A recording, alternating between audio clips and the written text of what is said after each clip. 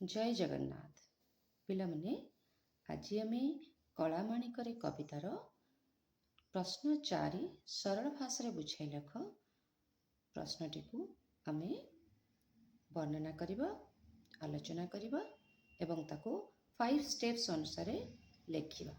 Class रे मु बुझी देछि केमती लेखा जाए तार नियम अनुसार को स्टेप रे केते मार्क से विषय भी बुझी देछि। ता ऊपर मध्य मोर गोटे यूट्यूब रे गोटे वीडियो अच्छी ताकू तुमे जितेबाला भी भूली जीव आउ थे देखिपर आउ थे शुणिपर एवं परीक्षा रे जितेबाला आंसर लिखिब से स्टेप्स अनुसार लिखिब कौ स्टेप रे केते मार्क अच्छी ताकू मध्य मो क्लास रे भी बुझी देछि वीडियो रे मध्य अछि। आस 4 नंबर क तोली मु धइले गोली होई जाऊ तुही तो दुर्बल देखि काहीं पशिबही मोहि। फर्स्ट स्टेप पद्यांशर प्रथम दुईटी शब्द डट डट डट शेष दुईटी शब्द से भली तोली मु धोइले डट डट डट पशिबही मोहि एथिरे तुमे हाफ मार्क पाइगल। उक्त पद्यांशटी पठित आमे साहित्य सौरभ बहिरु कवि अभिमन्यु सामंत सिंहारଙ୍କ रचित कलामाणिक शीर्षक पद्यरू आनीत। एठारे आमे कवि विषयर ना बहिर ना आमे लिखिदेले एठी तुमे मध्य हाफ मार्क पाइगल। एठारे कवि माता यशोदांकर कृष्णଙ୍କ प्रति थिबा गभीर वात्सल्य ममता को अति सुंदर भावरे वर्णना करिसेंती। एठी तुमे स्टेप 3 जो पद्यांशर संक्षिप्त कौन कवि वर्णना करिसेंती संक्षिप्त रे गोटे सेंटेंस रे लिखिदेलो बा गोटे वाक्य रे लिखिलो। ए तीनिटा स्टेप 1 स्टेप 2 स्टेप 3 गोटे पैराग्राफ भितरे रहिला। तापर हमर ला स्टेप 4 जो पद्यांशटीर पूर्वपर संपर्क सह वर्णना करिबा जोटा कि 2.5 मार्क बा 2.5 मार्क। संतान जेते सुस्थ सबल थिले मध्य जननी चक्षुरे से सदाबले दुर्बल मन होइथाय।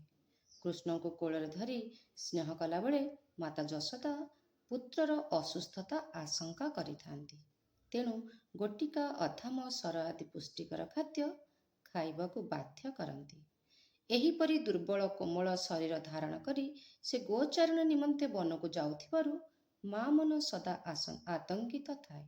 पुनश्च वनरू फेरिबार विलंब हेबारु आशंकारे अतिष्ठ होई माता यशोदांक मन व्याकुल होई उठिछि और पुत्रर गुणावली स्मरण करी से विलाप करिसेंती। वास्तव में कविंक वर्णना हृदय स्पर्शी मार ममता अमृत बोला। पिलामने आमे एई सरलार्थटुक आमे तीनिटा पैराग्राफ करिबा। प्रथम पैराग्राफ रे गोटे गला से मझी पैराग्राफ जोथरे कि स्टेप 4 रहिला आमे पूर्वपर संपर्क दे वर्णना कले।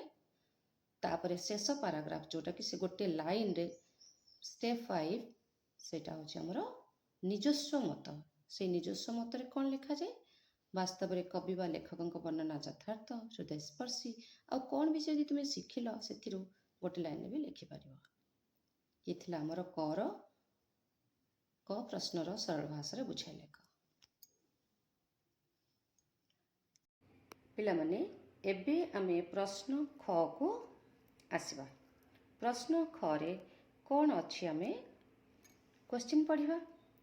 नेलु नाही काहीं पाई तो कठाऊ छता बने कंटा लगी हुए मृदु पाद चिंता।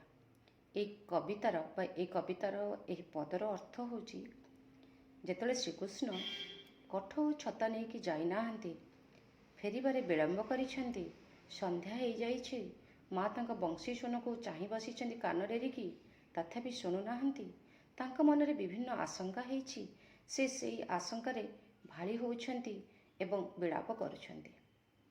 से विषय आमे एठी लिखिबा पूर्वपर संपर्क देकी। प्रथम स्टेप होची पद्यांशर प्रथम दुईटी शब्द डट डट डट शेष दुईटी शब्द लिखिबा।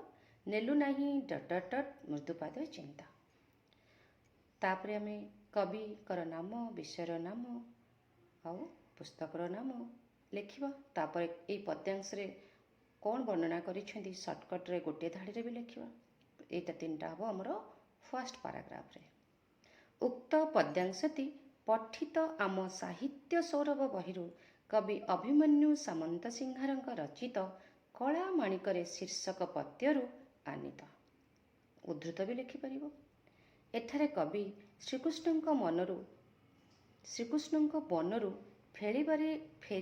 ଫେରିବାରେ ବିଳମ୍ବ କରିବାରୁ ବ୍ୟଥିତ ମାତା ଯଶୋଦାଙ୍କର ବିଳାପକୁ ଅତି ସୁନ୍ଦର ଭାବରେ ବର୍ଣ୍ଣନା କରିଛନ୍ତି। ତାପରେ ଆମେ ଆସିବା ଷ୍ଟେପ୍ 4, ପୂର୍ବପର ସମ୍ପର୍କ ସହ ବର୍ଣ୍ଣନା। ଶ୍ରୀକୃଷ୍ଣ ସବୁଦିନ ସାଙ୍ଗରେ କଠାଉ ଓ ଛତା ନେଇ ଜଙ୍ଗଲକୁ ଗାଈ ଚରାଇବାକୁ ଯାଆନ୍ତି ଓ ସନ୍ଧ୍ୟା ପୂର୍ବରୁ ଫେରି ଆସନ୍ତି। ସେଦିନ ବନକୁ ଯିବାବେଳେ ସାଙ୍ଗରେ କଠାଉ ଓ ଛତା ନେବାକୁ ଭୁଲି ଯାଇଥିଲେ ଏବଂ ସନ୍ଧ୍ୟା ପୂର୍ବରୁ ଘରକୁ ଫେରି ନଥିଲେ।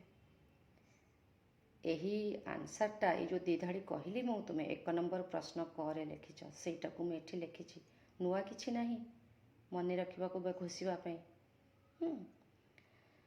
ସନ୍ଧ୍ୟାରେ ଘରକୁ ବା ଗୃହକୁ ପ୍ରତ୍ୟାବର୍ତ୍ତନ କରିବାରେ ବିଳମ୍ବ ହେବାରୁ ମାତା ଯଶୋଦା କୃଷ୍ଣଙ୍କ ଚିନ୍ତାରେ ବ୍ୟାକୁଳ ହୋଇ ଉଠିଛନ୍ତି। ତାଙ୍କ ମନରେ ଭିନ୍ନ ଭିନ୍ନ ଆଶଙ୍କା ସୃଷ୍ଟି ହୋଇଛି। ସେ ଚିନ୍ତା କରିଛନ୍ତି ହୁଏତ ଟାଣ ଖରା ହେତୁ କୃଷ୍ଣଙ୍କ ଦେହରୁ ଝାଳ ବହି ପଡ଼ୁଥିବ।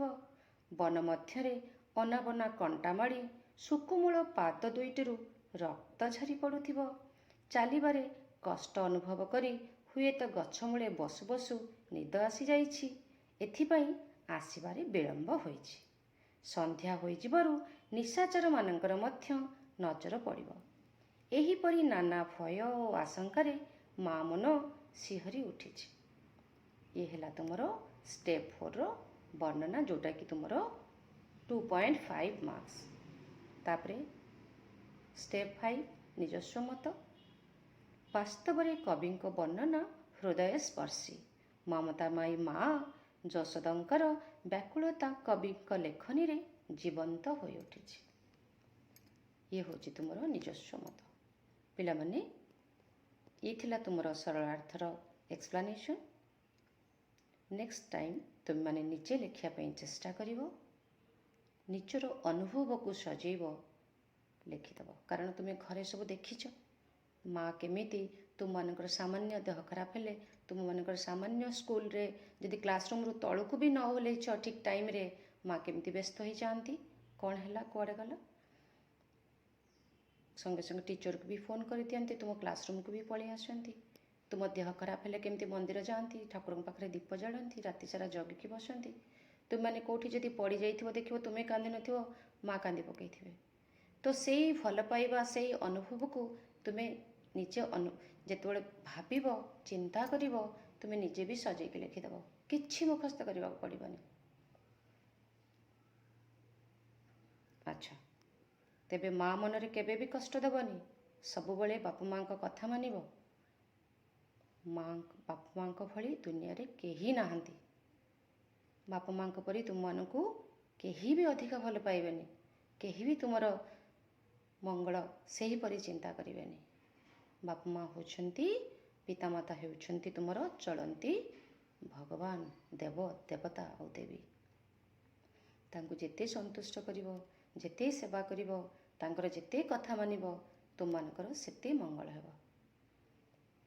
ଆଜି ପାଇଁ ଏତିକି। ଧନ୍ୟବାଦ। ଜୟ ଜଗନ୍ନାଥ। ବନ୍ଦେ ଉତ୍କଳ ଜନନୀ, ବନ୍ଦେ ମାତରମ୍।